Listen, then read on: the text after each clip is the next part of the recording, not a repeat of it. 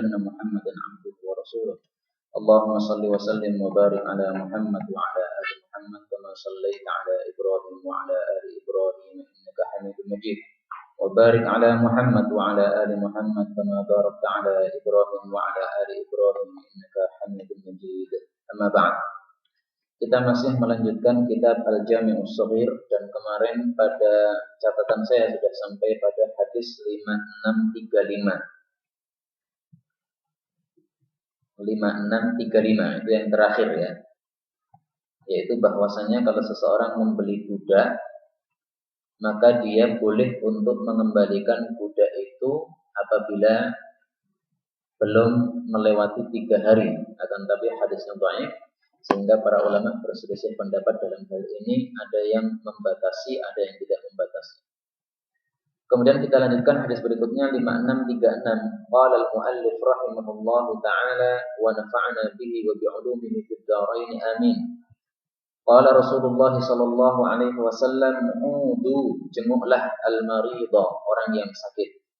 Wattabi'u, dan ikutilah al-janazata, jenazah itu. Tudzakirukum, akan mengingatkan kalian hal itu, al-akhirata, terhadap akhirat." Hadis ini membicarakan dua masalah. Yang pertama menjenguk orang sakit, yang kedua mengikuti jenazah.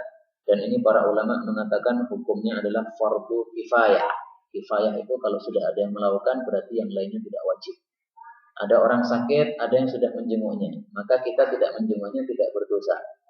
Kecuali kalau seorang anak kepada bapak, maka ini wajib dalam rangka birrul walidain. Jadi misalnya jarak antara anak dengan bapak tadi misalnya cuma 1 kilo, mestinya dia bisa untuk menjenguk bapaknya yang sakit ini di rumah sakit misalnya. Maka kalau anak tidak mau menjenguk bapaknya yang sakit ini dianggap termasuk uququl walidain, ya, durhaka kepada orang tua. Maka untuk anak hukumnya adalah fardhu ain dalam hal ini. Tapi secara umum untuk umat Islam itu hukumnya adalah fardu kifayah. Dan kemudian di sini Nabi mengatakan bahwasanya faedah mengikuti jenazah itu tudzakirukum, mengingatkan kalian al-akhirat, terhadap akhirat. Dalam riwayat yang lain, Nabi Shallallahu Alaihi Wasallam tidak mengatakan mengingatkan akhirat, tapi mengatakan mengingatkan kematian. Mari kita lihat hadisnya. Dan dua-duanya juga hadis yang sahih. Ya. Tudzakirukum al-mauta. Nah, ini hadis diriwayatkan oleh Al-Imam Al-Hakim. Nahaitukum, aku sudah melarang kalian an ziyaratul kubur, dari menziarahi kuburan.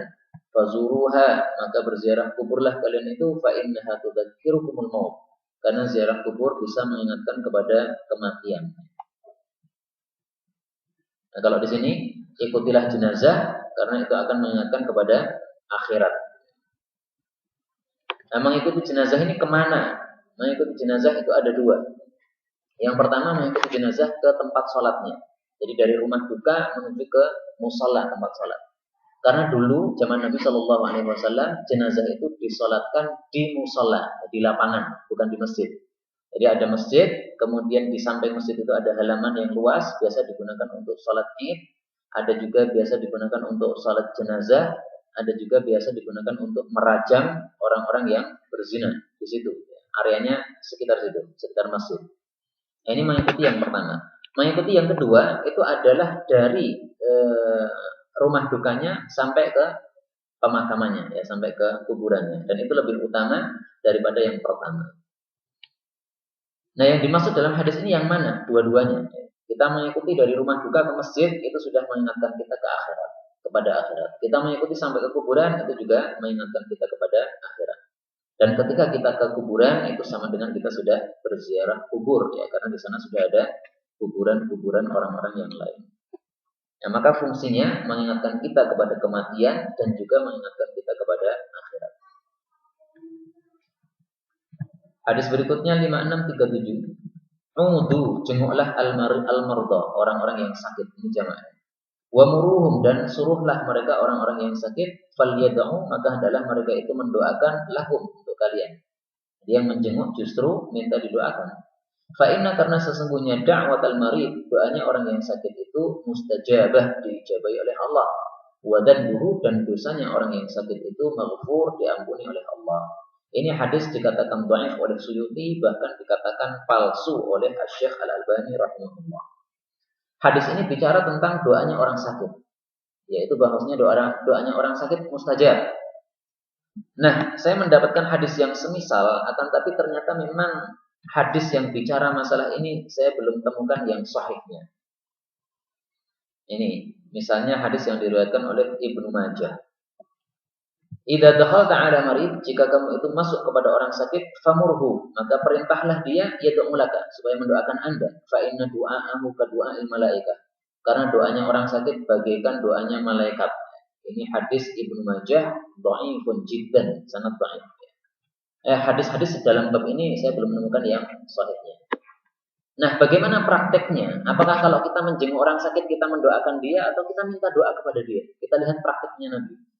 Saya belum pernah mendapatkan Nabi minta doa kepada orang yang sakit, belum. Tapi justru Nabi yang mendoakan. Nah, sehingga kita tidak mengamalkan hadis ini karena hadisnya ini dhaif, tapi kita mengamalkan yang sebaliknya karena hadisnya sahih, yaitu kitalah yang mendoakan orang yang sakit. Nah, mendoakan orang yang sakit itu bagaimana? Bebas. Kenapa dikatakan bebas? Karena hadis sangat banyak sekali. Nabi kadang membaca doa ini, kadang membaca doa ini, kadang membaca doa ini. Nah, adanya doa yang berbeda-beda ini, kesimpulannya itu adalah kita mau doakan apa saja bebas. Mau bahasa Arab juga boleh, bahasa Indonesia juga boleh, bahasa Jawa juga boleh, tidak ada masalah. Karena ini bukan ibadah mahdoh. Kalau ibadah mahdoh kita nggak boleh ngawur.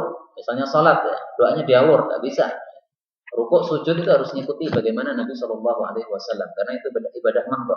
Tapi kalau mendoakan orang sakit ini bukan ibadah mahdoh, tapi ibadah yang makul, yang bisa dinalar gitu. Ada orang sakit kita doakan, kan nalar ya. Nah, sesuatu yang nalar gini boleh dengan apa? Dengan ijtihad kita tanpa doa yang diajarkan oleh Nabi Shallallahu Alaihi Wasallam.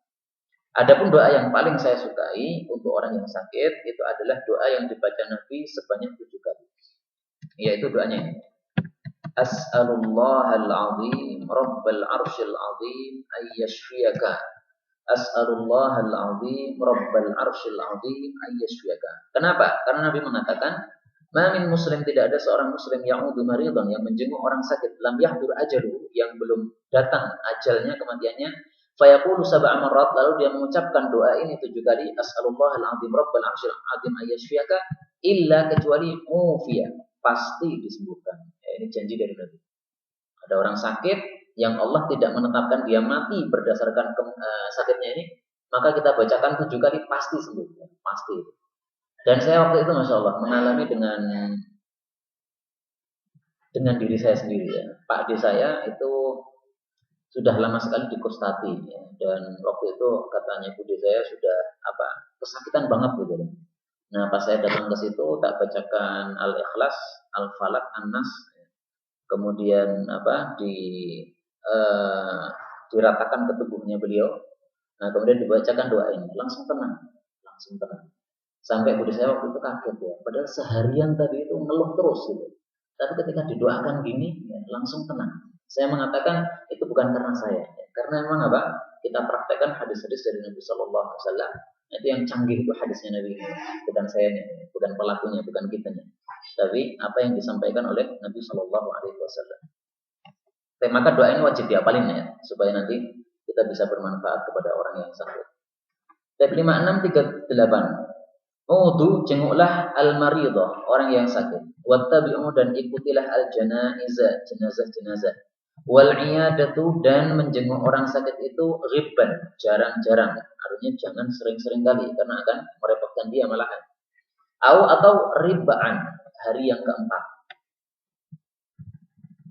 Illa, kecuali ayyakuna, bahwasanya adalah orang yang sakit itu maghluban, terkalahkan. Terkalahkan itu tidak sadarkan diri. Fala yu'an, maka tidak dijenguk. Wa ta'ziyatu, dan ta'ziyah itu yaitu menghibur orang yang kematian itu marratan, itu 1 kali saja, ya, enggak usah berulang-ulang, karena kalau berulang-ulang malah menyebabkan kesedihannya bertambah-tambah. Hadis ini dikatakan dhaif oleh Suyuti dan dikatakan palsu oleh Asy-Syaikh Al-Albani rahimahullah taala. Ada hadis yang semisal dengan hadis ini, tapi juga sama-sama dhaifnya, yaitu dikatakan di dalam Musnad Abu Ya'la, aghibbu, jarang-jarangkanlah fil iyadah, di dalam menjenguk orang sakit, wa arbi'u, dan datanglah pada hari yang keempat. Ya, ini riwayat Abu Ya'la dari hadis Jabir, hadisnya dhaifun jiddan. Kalau tadi riwayatnya Baghawi dari hadis Utsman. Ya. Jadi hadisnya memang berbeda, tapi isinya sama. Tapi sama-sama dhaifnya.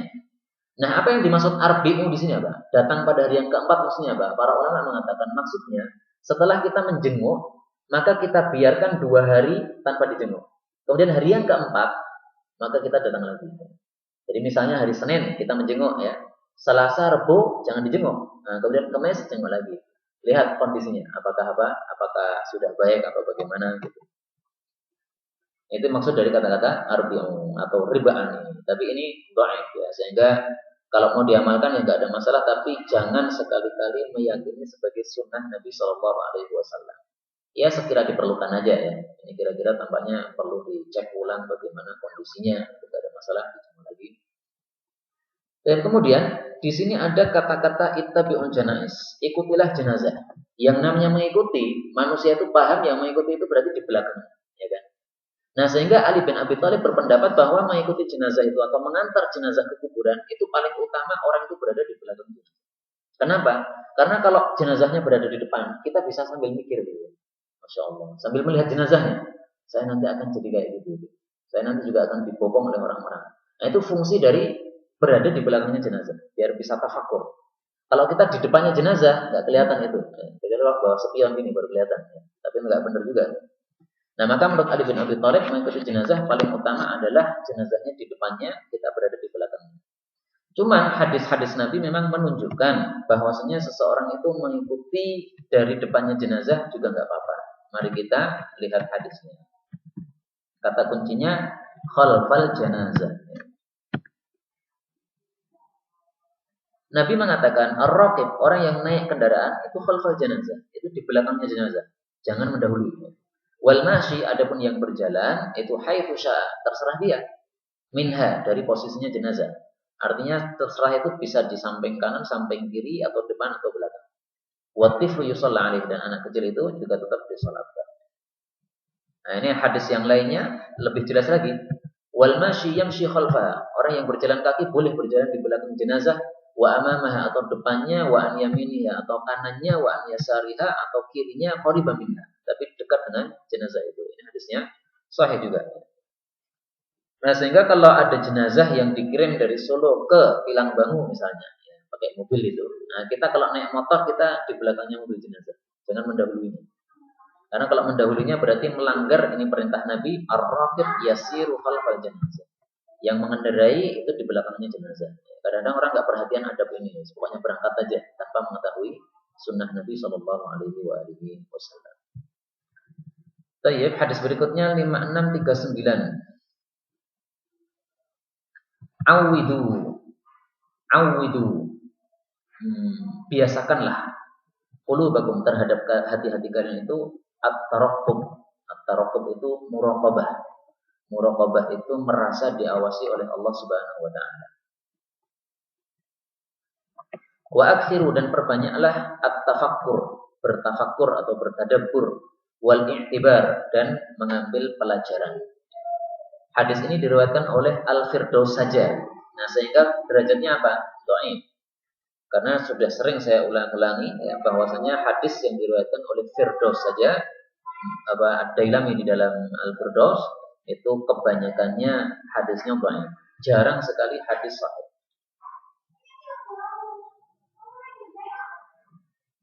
Baik. Akan tapi yang disebut taraqqub atau muraqabah ini memang ada perintah dari Nabi Shallallahu Alaihi Wasallam dalam hadis yang sahih yang sudah disebutkan oleh Al Imam An-Nawawi di dalam kitab Al-Arba'in An-Nawawiyah, yaitu Nabi Shallallahu Alaihi Wasallam mengatakan,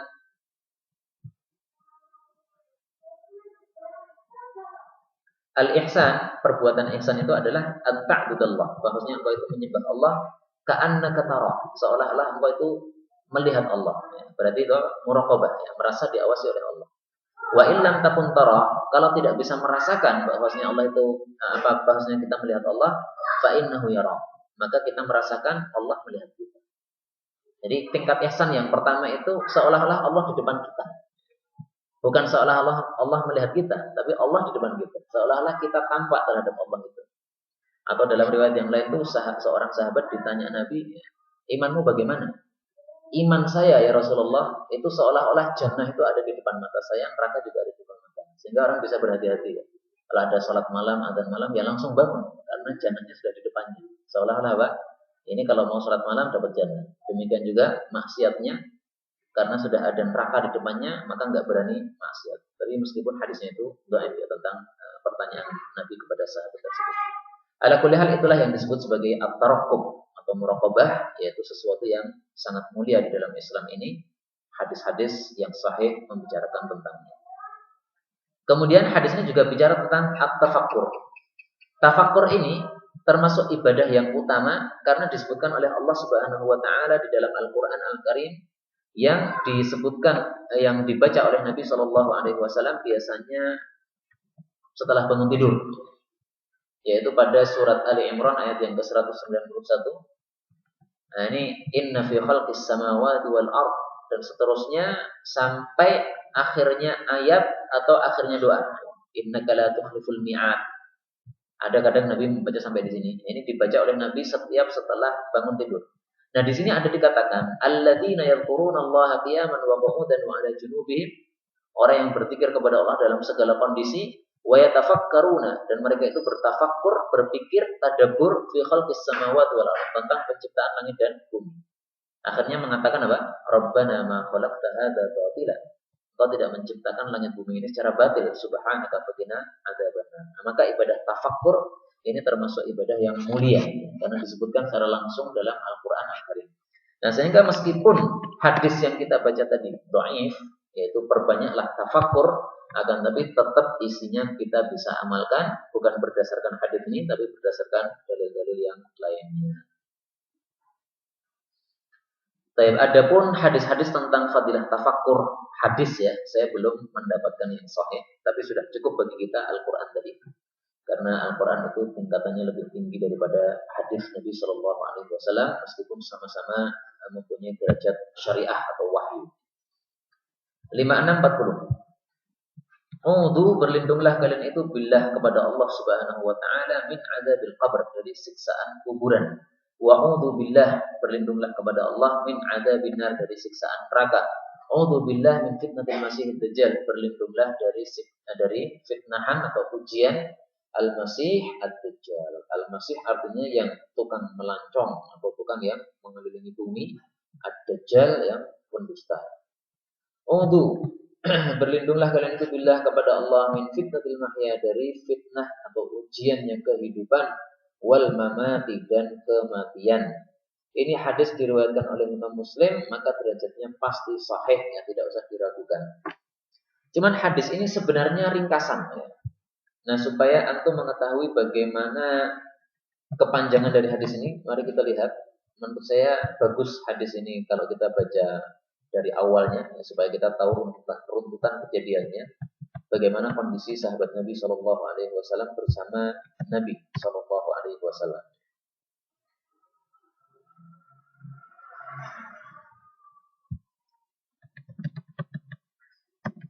Nah, ini kayaknya lafalnya.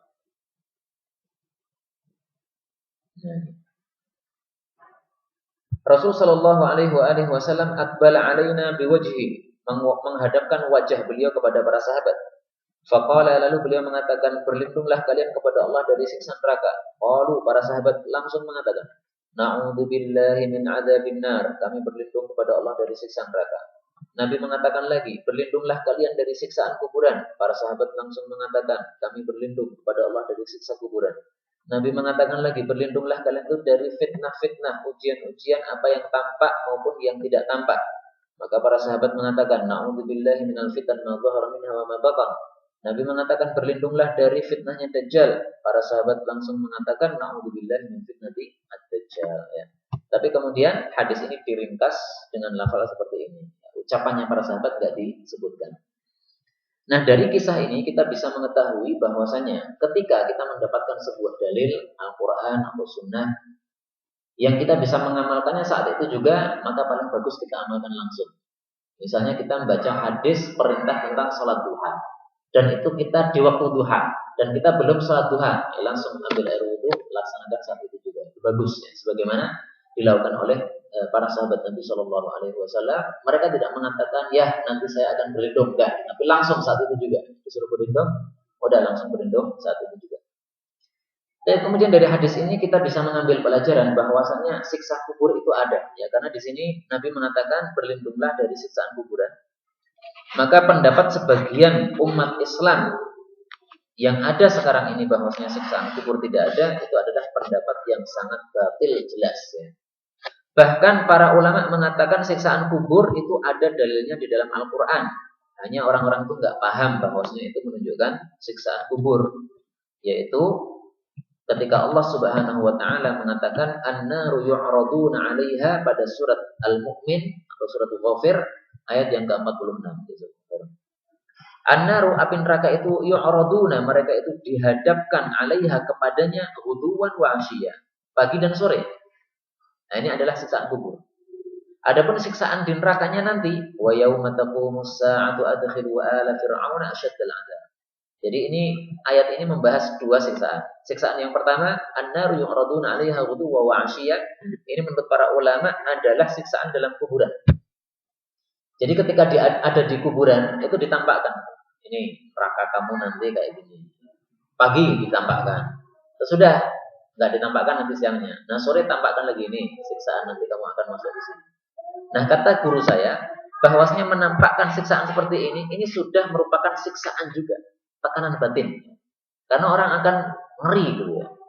Coba kalau kita bayangkan kejadian tabrakan itu kan ada ngeri juga. Kita misalnya melihat ada orang tabrakan kepalanya pecah. Terus kita bayangkan kita yang pecah itu kira-kira kan ngeri sendiri. Pokoknya bayangkan sesuatu yang enggak enak itu enggak nyaman ya, dalam hati kita itu enggak nyaman. Demikian juga di sini ini merupakan siksaan ini, ditampakkan calon siksaannya yang nanti akan mereka dapatkan. Maka mazhab Ahlus Sunnah wal Jamaah azab kubur itu ada. Yang mengingkari azab kubur berarti bukan termasuk Ahlus Sunnah wal Jamaah. Dan kemudian yang kedua di sini dikatakan Al-Masih Ad-Dajjal. Sementara di sana juga ada Al-Masih Isa. Kenapa sama-sama Al-Masihnya? Nah, ternyata artinya berbeda. Kalau Nabi Isa itu Al-Masih karena dia itu masah. Karena dia itu musab orang sudah sembuh. Orang buta diusap sembuh, orang belang diusap sembuh. Tapi kalau Al-Masih Dajjal itu dari kata-kata saha yasihu, yaitu berkeliling di bumi. Karena Dajjal ini ketika nanti datang ke bumi, datang ke tengah-tengah kita, itu seluruh bumi akan dia kelilingi kecuali dua saja, Mekah dan Madinah, maka nggak bisa masuk. Tapi selain itu, termasuk kebonan itu juga akan didatangi oleh si Dajjal. Maka disebut sebagai Al-Masih. Jadi bentuk lafalnya sama, tapi asalnya berbeda. Kalau Nabi Isa masaha yang sahu, mengusap. Tapi kalau Dajjal itu saha yasihu, yaitu berkeliling. Meskipun ada juga yang berpendapat bahwa Al-Masih untuk Dajjal itu artinya alladzi yumsah, yang matanya itu salah satunya diusap, maksudnya salah satunya itu enggak ada matanya itu. Tertutup gitu matanya. Tapi saya lebih suka terjemah yang kedua, yaitu tukang melancong ke bumi. Itu terjemah yang pertama. Baik, kemudian hadis berikutnya 5641. Auratul mukmin, auratnya orang beriman itu apa-apa yang baina di antara surratihi, surahnya atau pusarnya, ila rukbatihi sampai ke lututnya. Hadis ini dikatakan hasan oleh Suyuti, tapi dikatakan dhaif oleh Asy-Syaikh Al-Albani rahimahullah. Cuman harus diketahui, meskipun hadis ini dhaif sanadnya, akan tetapi maknanya sahih. Kenapa? Karena ada hadis yang semisal yang bunyinya hampir sama, yang derajatnya sahih. Kita lihat dari kitab Al-Jami' As-Shaghir. Nabi Shallallahu Alaihi Wasallam mengatakan, ma baina surrah, antara pusar warukbati sampai lutut itu adalah aurat, adalah merupakan aurat. Nah, di sini tidak disebutkan auratnya siapa, apakah laki-laki ataukah perempuan, apakah muslim ataukah kafir. Ini hadisnya hasan, riwayatnya Al-Imam Al-Hakim. Adapun hadis yang kita baca tadi mengkhususkan orang mukmin saja ya, auratnya orang beriman yang laki-laki. Nah, ini riwayat yang menyebutkan secara detail ini malah riwayat yang sanadnya dhaif. Nah, kemudian jangan salah paham, kata-kata ma, apa-apa yang diantara pusar dengan lutut, itu jangan dipahami yaitu bagian tengahnya saja, yaitu kemaluannya. Ini pusar, ini lutut. Nah, auratnya itu adalah tengahnya saja, jangan begitu ya. Karena saya pernah mendengar ada orang memahami seperti itu jelas salah. Kenapa salah? Karena ma itu dalam bahasa Arab artinya adalah apa saja, isim mausul. Nah, apa saja atau isim mausul itu menunjukkan umum. Artinya dari pusar sampai ke lutut, ini apa saja semuanya itu adalah aurat. Sehingga kalau dikhususkan auratnya bagian tengah saja salah itu. Nah, sehingga sampai ada yang mengatakan berarti kalau ada orang laki-laki pakai celana dalam saja, cawat ya, itu sudah nggak apa-apa karena sudah menutup auratnya. Itu jelas salah. Pakai cawat saja keluar rumah itu berdosa itu ya, tidak menutup auratnya itu. Karena yang pertama dia membentuk kemaluannya, kemudian yang kedua dia membuka aurat yang lain. Karena di bawahnya pusar itu aurat, kemudian di bawahnya lutut juga aurat. Nah, supaya lebih jelas lagi bahwasanya pemahaman yang benar seperti itu, mari kita baca hadis yang lain.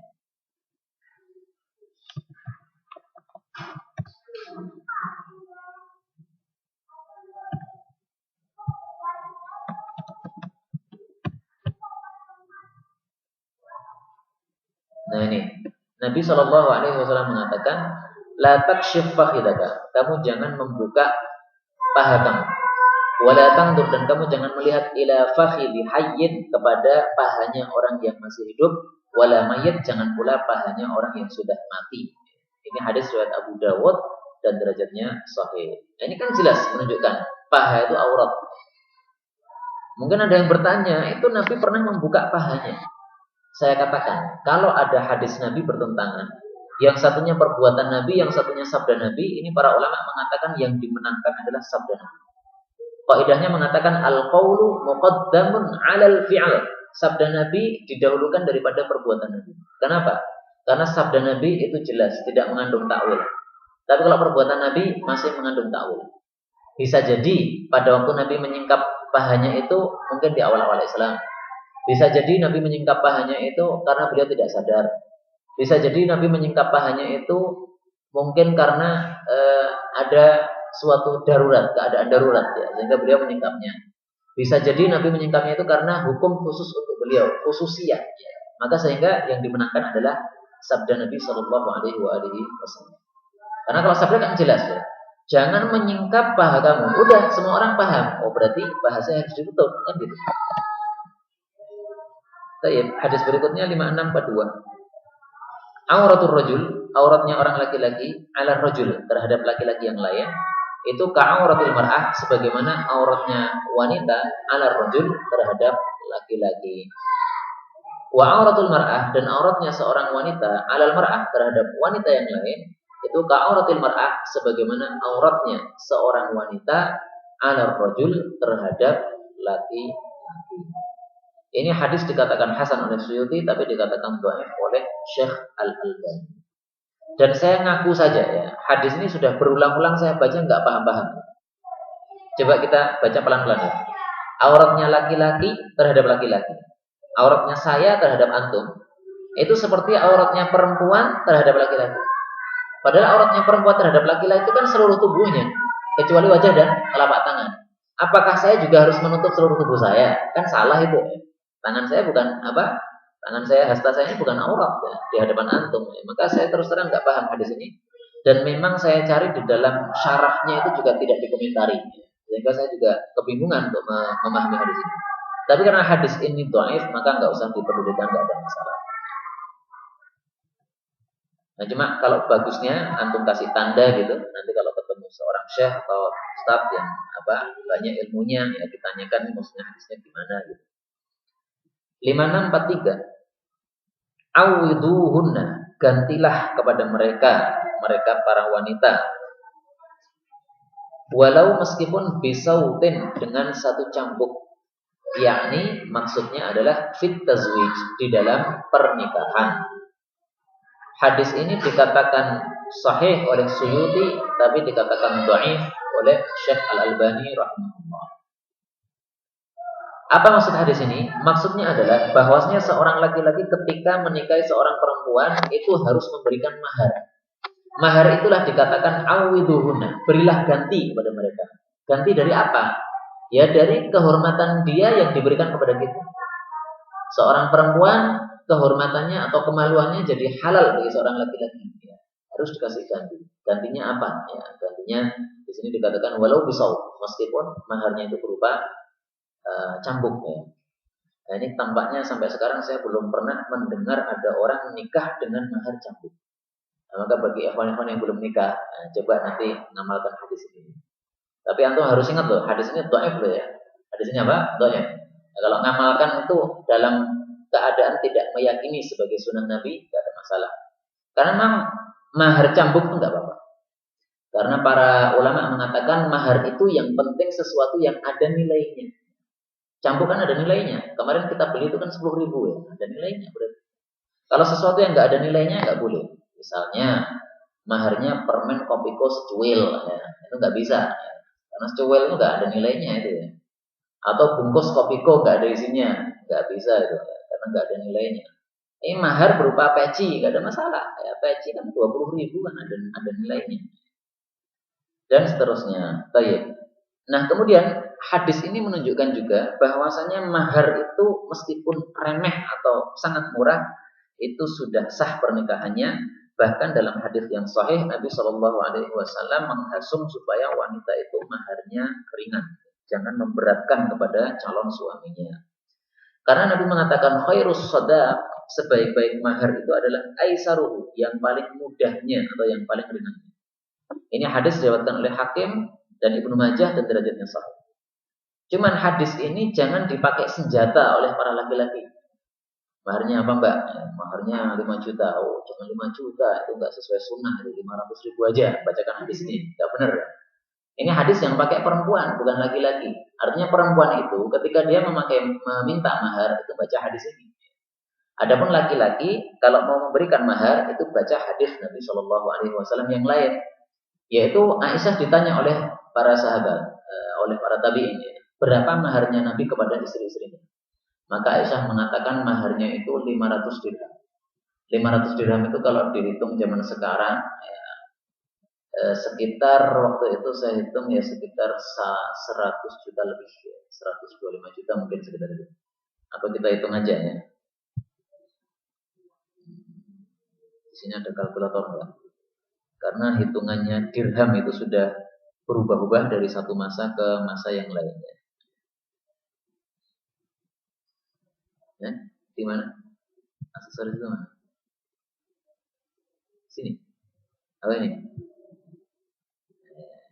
Kalkulator.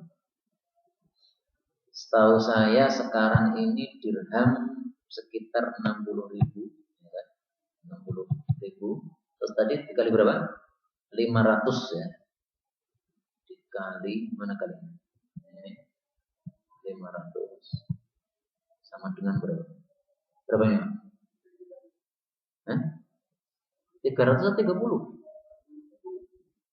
Ya, 30 juta. Itu kalau dinilai dengan dirham sekarang. Kalau dirham zaman dulu, setahu saya itu sekitar, bentar. Ini ngapusnya gimana mas? MC ini. C. Oh ini. Baik, kita ulangi lagi ya. 250.000 dikali 500 sama dengan, nah ini, ya kan? 125 juta. Nah kalau laki-laki mau mempraktekkan sunnah Nabi dalam masalah mahar, baca hadis yang ini, jangan hadis yang tadi, kebalik itu. Demikian juga perempuan jangan pakai hadis yang ini. Mau nikahi saya boleh, sunnahnya Nabi 125 juta, nggak ada itu ya. Itu nggak pas itu, hadisnya nggak pas itu. Ya hadisnya sahih, tapi letaknya itu salah. Gitu. Ya mungkin 125 juta ya Avanza gitu ya. Jadi mahar Avanza itu sunnah gitu lah, ya, Avanza. Baik, hadis berikutnya 5644. Aunul abdi, aunu pertolongan al-abdi seorang hamba, akhahu kepada saudaranya, yauman satu hari saja, itu khairun, itu lebih baik min daripada iktikafnya hamba tadi syahron selama 1 bulan. Hadis ini diriwayatkan mursalan, secara mursal. Nah, hadis mursal itu adalah hadis yang dhaif. Cuman harus dicatat di sini, hadis ini meskipun dhaif tapi isinya sahih. Kenapa? Karena ada hadis yang semisal. Mari kita lihat di dalam Al-Jami' Shaghir dengan kata kunci la'an amsyiyah. Nabi mengatakan, la'an amsyiyah, bahwasanya saya ini berjalan ma'a akhi, bersama saudara saya al-muslim, yang sesama muslim, fi hajatin, dalam suatu keperluannya, jadi membantu keperluannya. Itu ahabbu ilayya, lebih saya sukai min an a'takif, daripada saya i'tikaf fil masjid, di masjid ini, yaitu Masjid Nabawi, syahron 1 bulan. Bayangkan, ini i'tikafnya bukan di masjid biasa, tapi di Masjid Nabawi. Karena Nabi mengatakan fil masjidi, padahal kaidahnya mengatakan kalau ada nas hadis mengatakan al masjid secara mutlak, itu berarti Masjid Nabawi. Ya, ini hadisnya derajatnya hasan, sehingga bisa dijadikan dalil. Dan jadi kesimpulannya, membantu seseorang muslim dalam keperluan dia, itu pahalanya sangat besar, lebih dicintai oleh Nabi dari pahala iktikaf selama 1 bulan di Masjid Nabawi. Kita iktikaf 10 hari aja udah keberatan, Pak, ya. Pengalaman sama Mas kemarin ya. Iktikaf 10 hari, belum 10 hari udah pada pulang.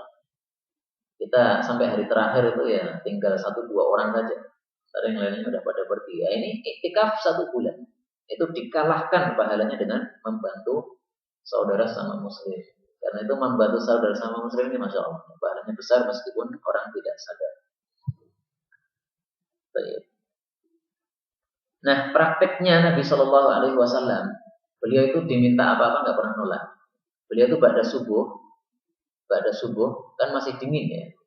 Banyak orang yang datang ke masjid membawa ember isinya air, terus mereka minta supaya Nabi itu celupkan tangannya ke ember itu. Ya, Nabi mau celupin.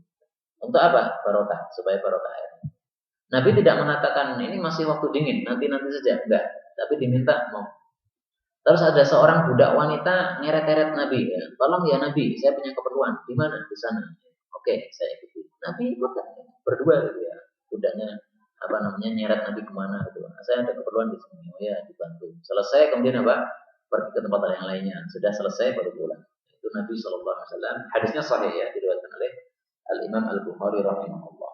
Yaitu tentang diseret-seretnya Nabi ke tempat-tempat para budak, gitu. Budak perempuan itu yang nyeret-nyeret kayak gitu.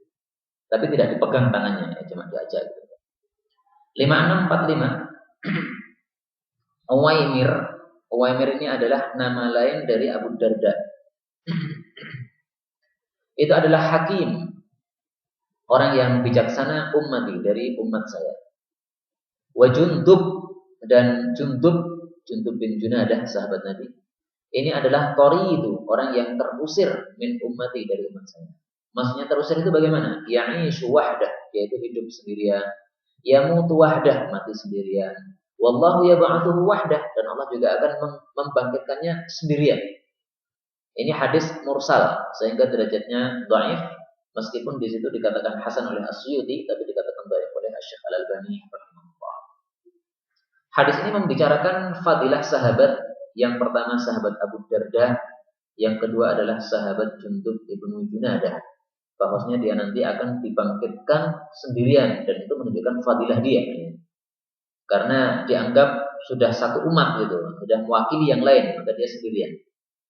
Nah, adapun bahwasanya Abu Darda ini disebut sebagai hakim, ahli hikmah, maka ada hadis yang lain yang semisal, tapi juga derajatnya dhaif. Inna likulli ummatin hakima, sesungguhnya setiap umat itu mempunyai ahli hikmah. Wa hakimu hadhil ummah, adapun ahli hikmahnya umat ini adalah Abu Darda, yaitu Uwaimir, ya, namanya itu. Ini hadis juga mursal, sehingga hadis ini juga dhaifun jiddan, sangat dhaif. Tapi kalau kita lihat biografinya Abu Darda, memang Abu Darda itu terkenal sebagai orang yang kalimatnya kalimat bijaksana, banyak nasihatnya. Seperti Luqman Al-Hakim, banyak nasihatnya. Contoh nasihatnya Abu Darda itu ya sangat banyak sekali, disebutkan oleh Al-Imam Ahmad dalam kitab Az-Zuhd. Dan Abu Darda itu kan istrinya dua. Yang pertama adalah Ummu Darda Al-Kubra, yang kedua adalah Ummu Darda As-Sughra, Ummu Darda yang kecil. Nah, Ummu Darda yang kecil ini sering meriwayatkan kalimat-kalimatnya Abu Darda, nasihat-nasihatnya Abu Darda. Ditanya, Ummu Darda ini ditanya, ada masalah gini, gimana caranya? Nah, maka Ummu Darda menjawabnya, Abu Darda mengatakan. Ini berarti menunjukkan apa? Banyaknya nasihat dari Abu Darda kepada istrinya, ya. Ummu Darda As-Sughra ini. Maka meskipun hadis ini dhaif ya, bahwasanya Abu Darda itu orang yang bijaksana dari umat ini, tapi dari fakta memang kayak begitu itu ya. Banyak kalimat-kalimat hikmah yang muncul dari Abu Darda radhiyallahu taala anhu. Bahkan sebagian ulama tabi'in mengatakan bahwasanya sahabat Nabi yang sangat alim ada 4. Sahabat Nabi yang paling alim ada 4. Nah, salah satu dari 4 ini adalah Abu Darda radhiyallahu taala anhu. Sehingga dia berpesan, kalau mau cari ilmu, itu carilah ilmu kepada 4 orang. Salah satunya Abu Darda radhiyallahu taala. Nah, kalau kita lihat biografi Abu Darda, beliau itu ternyata menjadi kiai di Suriah, di Damaskus. Karena dia dikirim oleh, kalau nggak salah Umar yang kirim. Jadi Umar bin Khattab itu ketika Islam sudah jaya, sudah membuka banyak beberapa kota di luar Madinah, maka Umar itu biasanya ngirim kiai ya. Di Yaman dikirim orang, kemudian di Suriah dikirim orang. Nah, ini kebagian Abu Darda untuk yang di Suriah. Sehingga sampai sekarang, dari sejak Abu Darda sampai sekarang, Suriah itu terkenal ahli qiraat. Karena Abu Darda ini memang ngajari orang qiraatul Quran. Sehingga di masjidnya Abu Darda itu berkumpul ribuan orang. Berkumpul ribuan orang. Nah, Abu Darda ini sebagai komandan pertamanya, tertinggi. Sehingga di sana ada beberapa halaqah ya. Ini halaqah pertama, halaqah kedua, halaqah ketiga. Masing-masing halaqah itu ada gurunya. Nah, guru-gurunya ini adalah yang ngaji kepada Abu Darda. Sehingga Abu Darda punya halaqah khusus untuk orang-orang yang tingkatannya sudah tinggi. Nah, kalau sudah lulus dari Abu Darda, baru mereka nanti memimpin halaqah di tempat-tempat lainnya. Maka Abu Darda cuma duduk di masjid saja, cuma lihat-lihat saja. Adapun yang ngajar adalah murid-muridnya itu. Itu kondisi Abu Darda di zaman dulu. Nah, sampai sekarang ulama-ulama ahli qiraat itu paling terkenal adalah dari 2. Pertama dari Mesir, yang kedua dari Suriah. Tapi lebih terkenal yang di Suriah ya. Karena kalau di Mesir itu sudah banyak kebid'ahan yang masuk di dalamnya, termasuk bid'ah menyanyi-nyanyikan Al-Qur'an sebagaimana nyanyian musik. Tapi kalau Suriah itu masih ketat di dalam ilmu qiraatnya. Wallahu a'lam bishawab. 5646 Iyadatul marid, menjenguk orang sakit itu a'dhamu ajran, lebih besar pahalanya min daripada ittiba'il janaiz, mengikuti jenazah. Ini hadis diriwayatkan oleh Firdaus saja, maka derajatnya dhaif menurut Suyuti, bahkan dhaifun jiddan, sangat dhaif menurut Syekh Al-Albani rahimahullah. Kalau kita pikir ya, menjenguk orang sakit dengan mengikuti jenazah, mana lebih besar pahalanya? Kalau menurut saya dengan nalar ya, itu pahalanya bisa lebih besar menjenguk orang sakit, pahalanya bisa lebih besar mengantar jenazah. Tergantung apa? Tergantung kaidah. Kaidahnya mengatakan ini. Makana aktsara fi'lan kana a'dhama ajran. Ini kaidah ulama yang begini. Maka aktsar fi'lan, sesuatu yang lebih banyak perbuatannya atau aksinya, itu a'dhama ajran, itu lebih besar pahalanya. Artinya kalau seseorang itu menjenguk orang sakit itu lebih payah, lebih lelah daripada mengikuti jenazah, nah berarti pada saat itu menjenguk orang sakit itu lebih besar pahalanya. Tapi kalau mengikuti jenazahnya ini lebih payah lagi. Misalnya dia mengikuti jenazah sambil memikulnya, kemudian sampai kemudian dia juga yang menggalinya dan dia yang memasukkannya, lebih lelah. Maka ini berarti pahalanya lebih besar daripada menjenguk orang sakit ya, sesuai dengan kaidah ini. Maka hadis yang dhaif ini tidak bisa dijadikan dalil. Yang pertama karena dia dhaif, yang kedua karena menyelisih apa yang zahir dari kaidah yang sudah kita baca tadi. Wallahu taala a'lam bishawab. Kita cukupkan sampai di sini saja, kecuali kalau ada pertanyaan maka dipersilakan.